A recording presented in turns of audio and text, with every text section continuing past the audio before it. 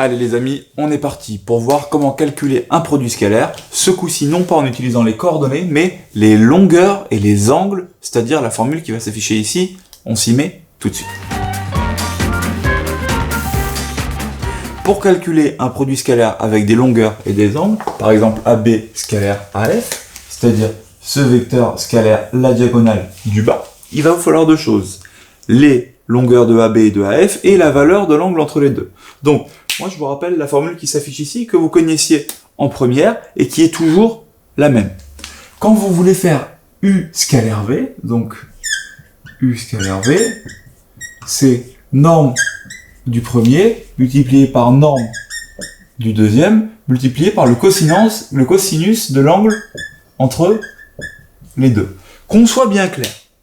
Si je vous dessine U comme ça et V comme ça, n'allez pas me dire que l'angle UV, c'est, je recopie mon V ici, cet angle-là. Si vous faites ça, je mange mon chapeau. C'est pas du tout ça. Je vous rappelle que pour voir l'angle entre deux vecteurs, vous les mettez surtout pas tête à Q, parce que là vous voyez que la tête de U, il est sur le Q de V.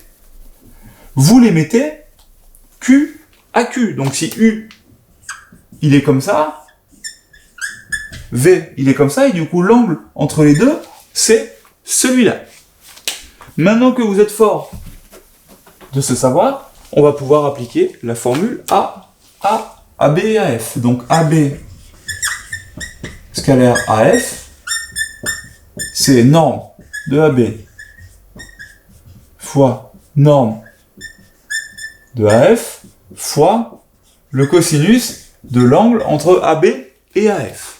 On est dans un pavé à base carrée de côté 1, donc toutes les longueurs que vous avez ici, toutes les arêtes valent 1, donc la longueur de AB va être très facile à calculer, ça va être 1. La longueur de AF, comment est-ce que je vais faire pour la calculer? Eh ben, regardons un peu ce cube vu du dessus. Si je le regarde du dessus, là j'ai mon point A, là j'ai mon point B. Pour ceux qui font ici, c'est classique, hein. Donc prendre une coupe et la remettre comme ça dans un autre sens, c'est vraiment un truc de dessin d'ingénieur. Et nos deux points qui sont au fond, c'est E et F. Donc ma longueur AB, elle est là, elle vaut 1, et la longueur AF, c'est ce que je cherche ici. Sauf que ici vous avez 1, ici vous avez 1, et ici vous avez un triangle rectangle. Donc pour calculer AF, on va faire un coup de Pythagore. AF au carré, AF au carré, ça vaut 1 au carré plus 1 au carré, donc 2, donc AF, c'est racine de 2. Donc, mon AB, c'était 1, mon AF, c'est racine de 2, et il me manque plus qu'à trouver l'angle entre AB et AF. Donc, l'angle entre ça et ça, cet angle ici. On est dans une base carrée. La diagonale, elle vient couper cet angle en deux.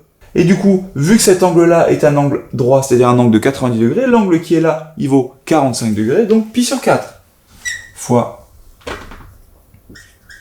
cos de pi sur 4. Et cos de pi sur 4, vu que je connais très bien mon cercle trigonométrique, je sais que ça fait racine de 2 sur 2, donc je me retrouve avec 1 fois racine de 2 fois racine de 2 sur 2. Mon 1 fois, j'ai plus besoin de le mettre. Racine de 2 fois racine de 2, ça fait 2.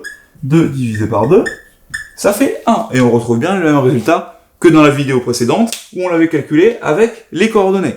Vous vous rendez compte que cette technique, elle est beaucoup plus galère. La technique des longueurs et des angles, c'est vraiment la dernière technique que vous avez envie d'utiliser. On vous a mis des petits exercices en dessous, où on va jouer dans des carrés, dans des triangles. À vous de jouer, vous êtes des champions.